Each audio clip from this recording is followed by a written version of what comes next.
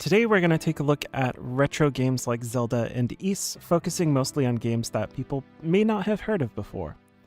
And the best place to start is with a cult classic from Japan. The Zack series is a well-loved series of games that are like Ys. They aren't as well known to English speakers, but they have been fan-translated, which means you can play them fully in English right now. The third game for the PC engine, however, does not have an English translation for the cutscenes, but there are script translations you can find that do the job. This is one of those games that would probably have done pretty well if it had made it overseas when it first released, and it still feels good to play. It has action, combat, a good amount of exploration to do, and a fun and interesting world with a classic story that, while it isn't completely novel, it's told well enough to keep things interesting, and it helps that it has a great soundtrack. Zack is also a mature story. Zack 3 in particular has a gruesome start to the game. It really sets up the stakes for things very well.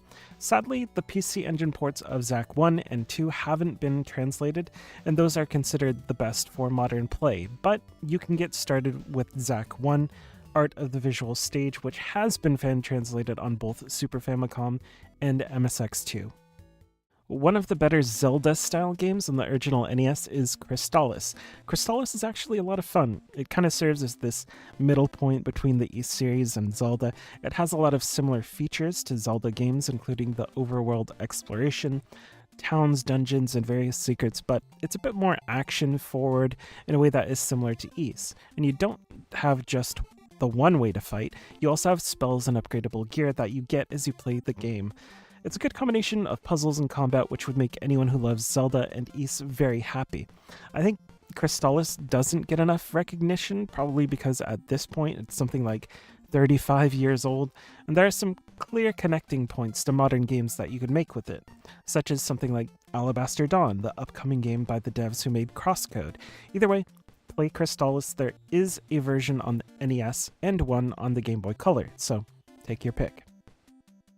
There are some people who call Alundra a darker, more mature take on Zelda, and I think I'd probably agree with that.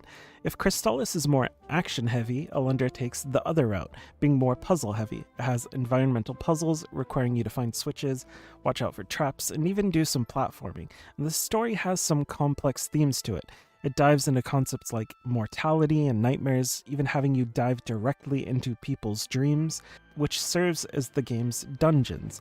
Alundra could have been a franchise, but unfortunately the second game didn't stick the landing, becoming a victim of the 3D transition era, and actually the second game was a rebrand, only being attached to the Alundra name later in the development cycle for marketing. Either way, definitely play the first game because it's pretty great. You can play it on the original PlayStation. Let's dive deep into obscurity for a moment with a game that even in Japan is considered a hidden gem, Rune Worth.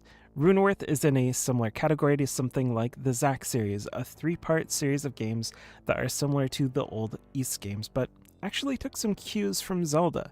Instead of the bump combat style of Ys, you had to attack them like in Zelda by pressing a button, and it had a very different form of stat growth, which emphasized exploration. From what I understand, you do level up, but not by killing monsters. Instead, levels come at certain key events or through items, and on using those items, your stats will get boosted.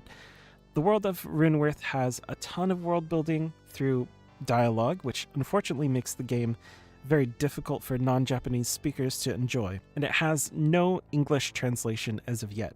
But it just became available on Switch through Egg Console, which has been steadily bringing Japanese retro PC games to the Switch. Maybe go check out Egg Console. There are some games that actually are friendly to people that don't speak Japanese. Back to the games you can play in English, the next retro game I have for you is Illusion of Gaia. This one was made by the team who also put out Soul Blazer and Terranigma. Any one of those games is amazing in their own right.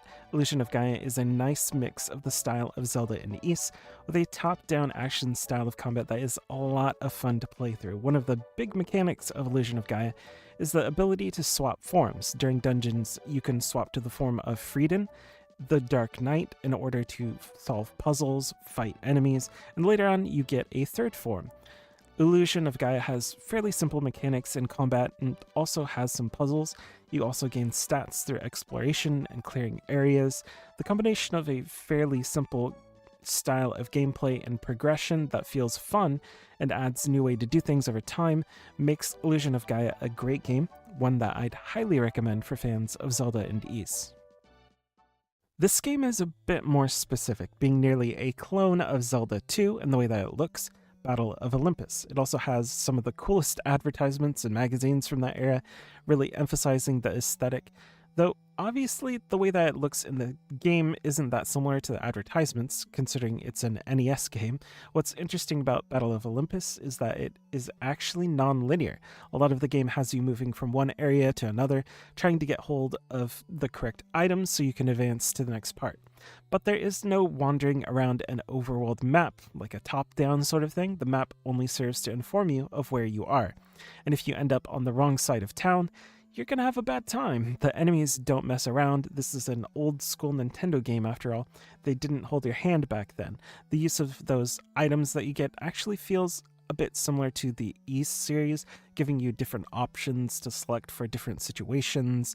The combination of a fun setting in Greek mythology and the enjoyable gameplay makes it fun to play through even today, so go check it out. You can play it on the NES.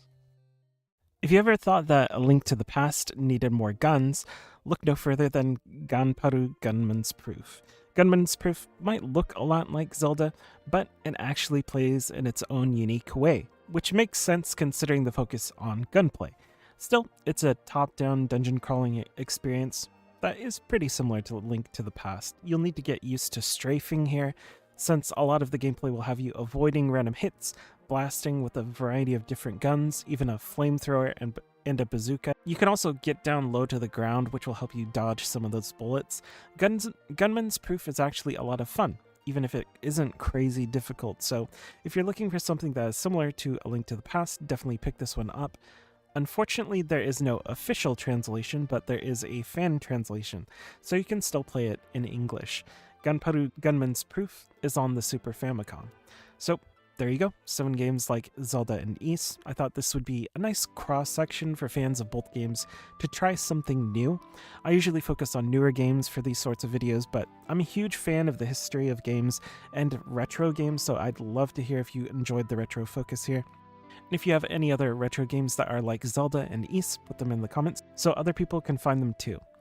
For more game suggestions and videos about RPGs of all kinds, make sure to subscribe. Thanks for watching.